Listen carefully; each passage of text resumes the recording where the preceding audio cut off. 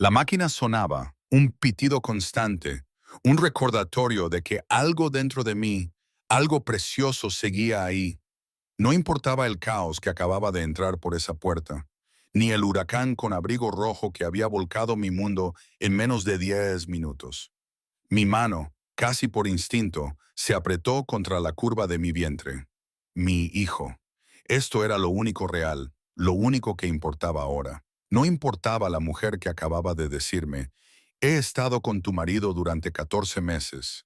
No importaba que Carlos me hubiera contado que este embarazo era algo que yo le había presionado. Cada palabra de Ana, antes serena, era como un martillo golpeando una pared ya agrietada. Me dijo que una vez que naciera el bebé, se iría de este matrimonio, que vosotros ya habíais terminado hacía años y que solo se quedaba por obligación. Recuerdo que estaba acostada, con la espalda pegada a las almohadas del hospital, la manta áspera hasta la barbilla, mirando esas paredes color crema del Hospital General Santa Cecilia. Se suponía que la maternidad, con sus girasoles en las ventanas y sus mantas dobladas con esmero, era un lugar de comienzos, de alegría. Pero para mí, María Nora, tumbada en la habitación 608 con el tensiómetro en el brazo izquierdo y el monitor fetal en la barriga, se sentía más bien como el final de algo. O quizá no el final, sino la implosión. Tenía 33 semanas. Los médicos lo llamaban un embarazo de alto riesgo. Yo lo llamaba lo único bueno que me quedaba en la vida. Llevaba 2 días ingresada después de que la tensión se me disparara en un chequeo rutinario. La doctora Patricia, Dr. Owens, mi ginecóloga, una mujer de unos 50 y tantos, con el pelo salpicado de plata y las gafas de lectura siempre en la punta de la nariz, me había ordenado reposo absoluto. Nada de llamadas que me alteraran, nada de visitas que me subieran las pulsaciones, nada de estrés. ¡Estrés! Me había reído por dentro con esa última instrucción. Carlos Víctor, mi marido, dirigía el tercer grupo de inversión privado más grande de España. Era el tipo de hombre que te enviaba flores a través de un asistente, que programaba el romanticismo como programaba las reuniones de la junta directiva. Su idea de apoyo emocional, recordarme cuánto costaban nuestras facturas médicas. 5 años, 5 años viviendo juntos en ese precioso piso del barrio de Salamanca, con esos techos altísimos y absolutamente ninguna calidez. Nuestro matrimonio se había construido sobre los cimientos de su ambición y mi paciencia. Y últimamente, esa paciencia se me estaba escurriendo entre los dedos como arena fina. Sabía que algo no andaba bien desde hacía meses. No era un saber dramático, no de esos de portazos o acusaciones a gritos, sino de los silenciosos. De esos que se instalan cuando un hombre deja de preguntarte cómo dormiste. Cuando su colonia huele diferente las noches que llega tarde. Cuando te habla con el tono de alguien que ya ha tomado una decisión. El monitor fetal había seguido su ritmo constante mientras yo cerraba los ojos, presionando suavemente la mano contra la curva de mi vientre. Había decidido que, pasara lo que pasara entre Carlos y yo, este niño sería amado por completo, sin condiciones. De eso sí estaba segura. Casi me había quedado dormida cuando la puerta se abrió. Esperaba a la enfermera Josefa, Bridget, que venía cada hora con agua fresca y esa eficiencia cálida y alegre que hacía que las estancias en el hospital fueran soportables. Esperaba a Carlos, que había prometido llegar a las 3 y ya llevaba hora y media de retraso. Lo que no esperaba era a la mujer que entró por la puerta. Alta, un abrigo rojo largo y perfecto, ceñido a la cintura. El pelo oscuro recogido en un moño bajo y pulcro, y su rostro, de facciones marcadas y una belleza agresiva, exhibía una expresión de calma autoridad, ensayada y deliberada. Llevaba un bolso de diseño que costaba más que el alquiler de la mayoría de la gente, y caminaba por la habitación como quien entra en un lugar que cree que le pertenece. Me miró sin sorpresa, sin dudar, y sin una sola pizca de culpa. «Debe ser María», dijo Ana. Su voz era grave y suave. La voz de una mujer que había aprendido a controlar cada habitación en la que entraba. «Soy Ana Voss, Creo que hay cosas que mereces saber y yo voy a ser quien te las cuente. Mi mano se tensó contra el vientre. El monitor empezó a sonar más rápido. No sé quién eres, dije con cuidado, aunque un instinto profundo dentro de mí empezaba a comprender con terrible claridad exactamente quién era esta mujer. Ana sonrió. La sonrisa no le llegó a los ojos. Se dirigió a la silla de visitas sin ser invitada y se sentó, cruzando las piernas, dejando el bolso sobre las rodillas como si se dispusiera a tener una larga conversación. Aquí tengo que hacer una pequeña pausa, porque, en serio, ¿quién se cree esta mujer? ¿Y qué tipo de persona es Carlos para haber montado todo este circo?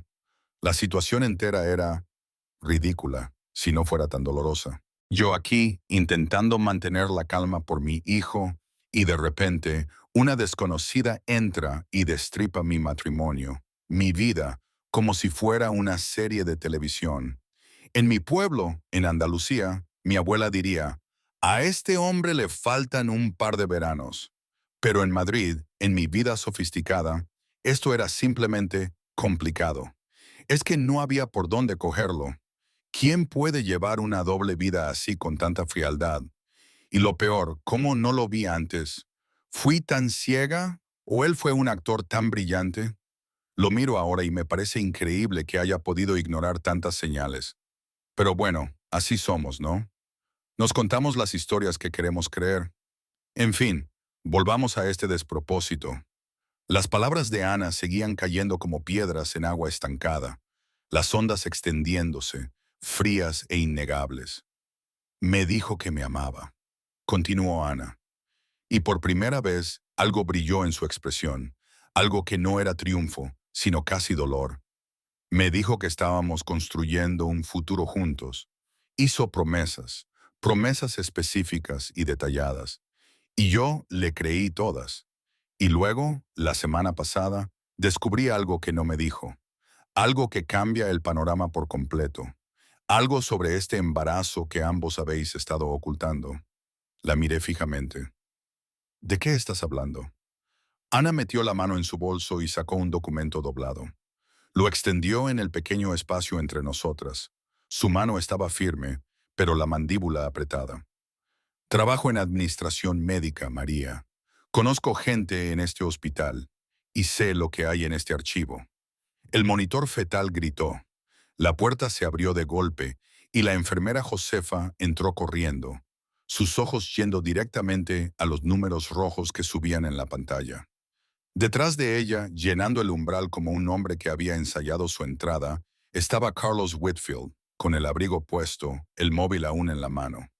Me miró a mí, luego miró a Ana y el color abandonó su rostro por completo. Carlos, dijo Ana, levantándose lentamente de la silla, el documento todavía en la mano. Necesitamos hablar, los tres. El silencio que siguió a la entrada de Carlos en la habitación 608 era de esos que tienen peso. Se apoyaba en las paredes, se sentaba en el espacio entre la gente y hacía que el aire se sintiera más denso, más difícil de respirar. La enfermera Josefa se movía por los bordes de ese silencio con una concentración profesional, ajustando mi suero, comprobando las lecturas del monitor y haciendo anotaciones discretas y eficientes en su tablet. Sus ojos iban y venían entre los tres adultos de la habitación con la neutralidad de quien ha visto todas las versiones posibles del drama humano dentro de esas paredes y ha hecho las paces con todas ellas. Su tensión es de 168 sobre 108, dijo la enfermera Josefa con firmeza. Voy a llamar a la doctora Patricia. Se fue sin esperar respuesta de nadie. Carlos no se había movido del umbral.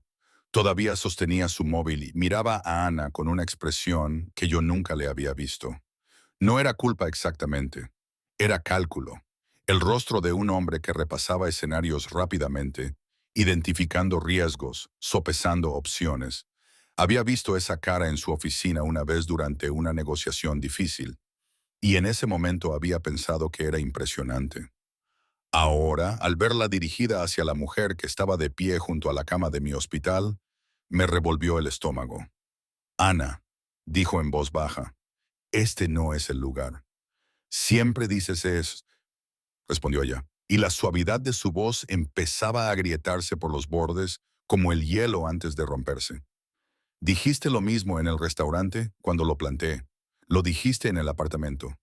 Nunca hay un lugar, Carlos, porque tú siempre tienes el control de elegir el lugar y nunca lo eliges. Estás alterando a mi esposa. Está en una situación de alto riesgo.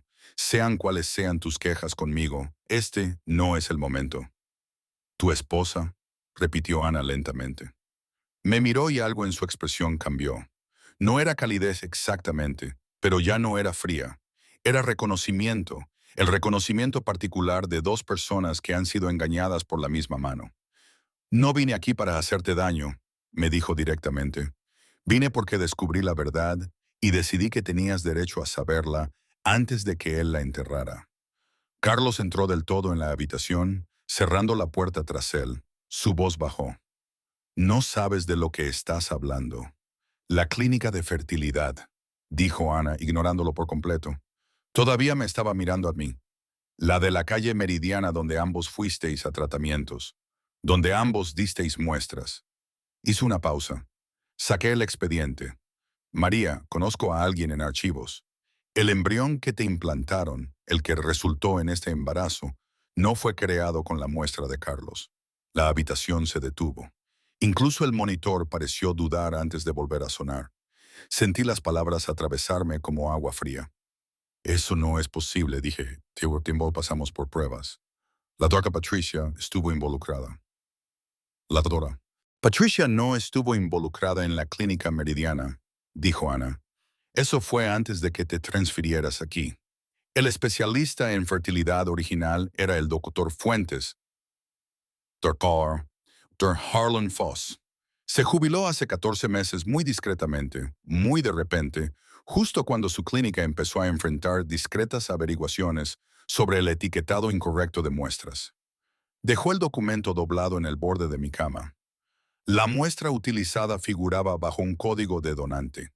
No el nombre de Carlos, no el número de expediente de Carlos. Un código de donante. Las manos de Carlos se habían cerrado en puños a sus costados. Tienes que dejar de hablar. Él lo sabía, dijo Ana en voz baja. Eso es lo que necesito que entiendas. Se enteró hace 3 meses, antes de que te trasladaras a Santa Cecilia, antes de que la doctora Patricia se convirtiera en tu médica. Recibió una carta de la clínica de Fuentes, una carta de divulgación, y me lo contó en confidencia, pensando que le ayudaría a encontrar la manera de ocultártelo a ti.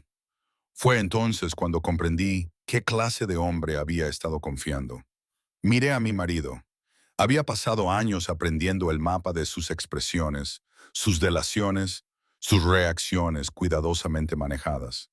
Lo miré ahora y vi algo que nunca había visto. Vi la cosa debajo del mapa, el hecho crudo y desprotegido de lo que era. No dijo nada. La puerta se abrió y la doctora Patricia Owens entró, las gafas de lectura subidas a la frente, su expresión contenida en la particular calma concentrada que llevaba a cada situación complicada. Evaluó la habitación con un barrido practicado. Señor Whitfield, necesito que salga, dijo. Ahora. Doctora, mi esposa me necesita. Su esposa necesita que su tensión baje 30 puntos en los próximos 20 minutos, o estamos hablando de un parto de emergencia a las 33 semanas. Lo que no necesita es lo que sea que esto sea. Señaló la puerta sin pestañear. Carlos miró a Ana, luego me miró a mí una última vez y en esa mirada había algo que, en una versión distante del hombre que podría haber sido, pudo ser un rastro de remordimiento. Luego salió de la habitación. La doctora Patricia miró a Ana. ¿Y usted se va? Ana dijo. Recogió su bolso en la puerta. Se detuvo y volvió a mirarme. El documento en tu cama tiene el código de donante y el número de referencia de la clínica.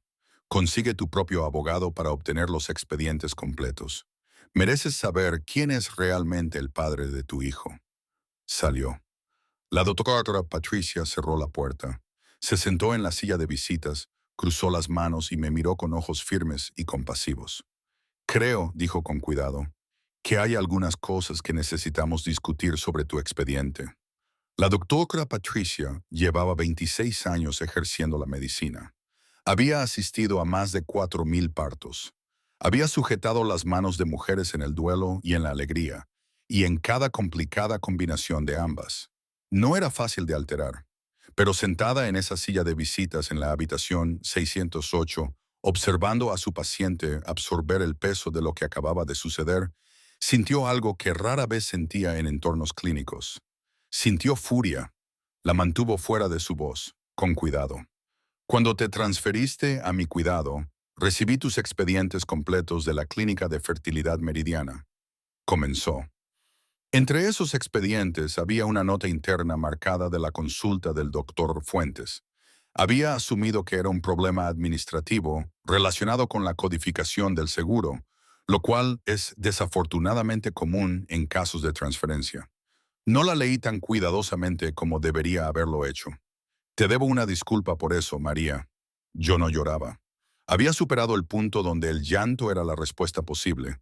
Estaba sentada recta contra las almohadas del hospital, mi mano apoyada en mi vientre, mis ojos fijos en la doctora Patricia con una expresión de absoluta concentración. Dígame qué decía.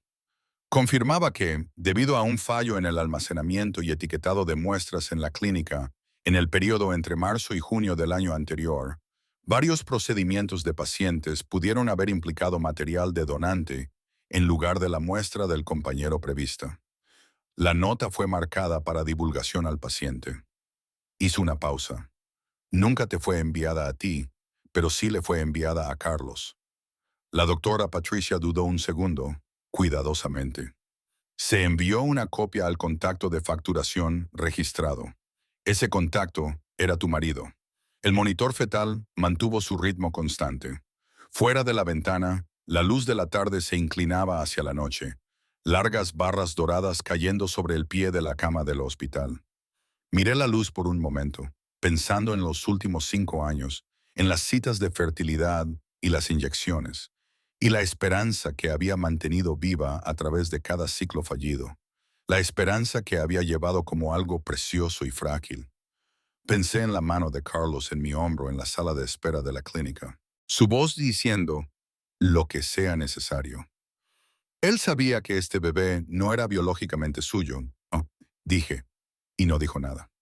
Así parece, confirmó la doctora Patricia, porque planeaba irse de todos modos, así que no le importaba de quién fuera. Yo era, como alguien me señaló hoy, simplemente el recipiente. La doctora Patricia se inclinó y apoyó una mano brevemente sobre la mía. Eres una mujer que luchó durante 5 años para ser madre. Vas a ser una extraordinaria. Y el origen de la muestra no cambia lo que este niño es. No, asentí en voz baja. Cambia lo que es Carlos. Aquí me gustaría contar lo que me dijo la doctora Patricia más tarde. Estaba tan cansada y confusa que no lo procesé del todo en ese momento. Pero luego, cuando la vi en el pasillo hablar con el doctor Mateo, doctor Ray Mensah, colega suyo y una persona a la que yo no había visto, me contó lo siguiente. Me dijo que Carlos, en el pasillo, no paraba de intentar el mismo juego de siempre. Encanto controlado. Un lenguaje preciso, la autoridad casual de un hombre acostumbrado a ser la persona más poderosa de cualquier habitación. El doctor Torpar, Mateo, según la doctora Patricia, estaba impasible. Me dijo que le informaron a Carlos que ya se había iniciado un proceso formal de divulgación clínica, que se había contactado al defensor del paciente del hospital y que se habían solicitado los expedientes originales de la clínica. También se le informó firmemente que no volvería a entrar en la habitación 608 esa noche. Él estaba allí, en el pasillo, con su teléfono, y por primera vez en mucho tiempo, no tenía ninguna jugada que hacer. A veces, cuando no podía dormir en esas noches de hospital, pensaba en mi padre, en cómo siempre decía, no te fíes de nadie que suene demasiado bueno. Él se refería a los vendedores del mercado, a sus cantos de sirena, pero ahora lo entendía de otra manera. Carlos, el dinero, el lujo, las promesas, todo sonaba demasiado bueno para ser verdad, demasiado perfecto. Y la perfección no existe. Eso lo había aprendido a base de golpes. ¿No os parece? Carlos llamó a su abogado. Su abogado, después de una pausa muy larga, le dijo en voz baja que la situación era complicada, que los casos de fraude reproductivo, incluso aquellos que implicaban un error clínico de terceros, conllevaban una exposición legal significativa cuando se descubría que un cónyuge había ocultado información médica material, que la conversación que había documentado con Ana, la que ella aparentemente había hecho capturas de pantalla y reenviado a su propio abogado, era particularmente problemática. Carlos escuchó, su rostro muy quieto, y terminó la llamada. Miró la puerta cerrada de la habitación 608 desde el final del pasillo. Luego miró su teléfono de nuevo. Llamó a Ana. Ella no contestó. 3 semanas después, María, Nora, dio a luz a un bebé sano a las 36 semanas y 2 días. Pesó 2,8 kilos y tenía mi pelo oscuro y una expresión, incluso en esos primeros minutos, de completa y tranquila calma. Lo llamé Owen, por nadie en particular, simplemente porque se sintió bien al decirlo. Mi abogada, Rebecca Hall, una mujer astuta y formidable, a quien me había recomendado la propia hermana de la doctora Patricia, ya había empezado a construir el caso. La ocultación de la carta de divulgación clínica constituía una retención deliberada de información material de salud y reproducción. La aventura de 14 meses estaba documentada extensamente a través de los registros y comunicaciones de Ana, y Ana misma, ya sin posibilidad de proteger a Carlos de nada, había demostrado ser notablemente cooperativa con las solicitudes de Rebecca. Las cuentas de inversión, el contrato de arrendamiento del apartamento, el rastro documental de una doble vida, todo estaba saliendo a la luz, claro y legible en el proceso de descubrimiento. Los abogados de Carlos estaban gestionando la situación. Así lo expresó su abogado principal en una llamada que Carlos describió más tarde a un colega como los peores 40 minutos de su vida profesional. Don Thomas Whitfield, el padre de Carlos, un hombre rígido y apegado a la tradición que había construido la empresa familiar sobre la reputación por encima de todo, voló desde su casa en Galicia, Connecticut, al enterarse de la noticia. No fue a ver a Carlos primero. Fue al hospital a verme a mí y al bebé. Se sentó junto a la cuna durante mucho tiempo sin hablar. Luego me miró y dijo con la franqueza de un hombre que había vivido lo suficiente como para dejar de fingir: «Lo siento, mi hijo es lo que es. Este niño no sufrirá por ello. Me aseguraré de eso». No era redención. Ni siquiera se acercaba a ser suficiente, pero era real, y yo lo acepté como tal. La mañana en que me dieron el alta, vestí a Owen con un suave pijama gris y un pequeño gorro de punto, y lo llevé en brazos por las puertas principales del Hospital General Santa Cecilia, hacia el aire fresco y claro del otoño. Los árboles que bordeaban el acceso al hospital se habían vuelto dorados y de color naranja quemado, y la luz era la luz particular, nítida y honesta de octubre. Me quedé en los escalones un momento, mi hijo contra mi pecho, y respiré hondo. Detrás de mí quedaban los meses de incertidumbre, los años de tranquila resistencia y la habitación donde la verdad finalmente había entrado, vestida con un abrigo rojo y negándose a irse. Delante de mí estaba todo lo que aún no se había decidido. Caminé hacia ello sin dudar. ¿Y hoy qué? No lo sé. A veces pienso que fue lo mejor que me pudo pasar. A veces pienso que cometí un error al no salir corriendo de ese hospital, aunque ¿a dónde iría? Probablemente ambas cosas sean verdad. Así es la vida, ¿no? Nada es blanco o negro. Nada es perfecto. Pero es mi vida, y mi hijo, y eso, supongo, es suficiente.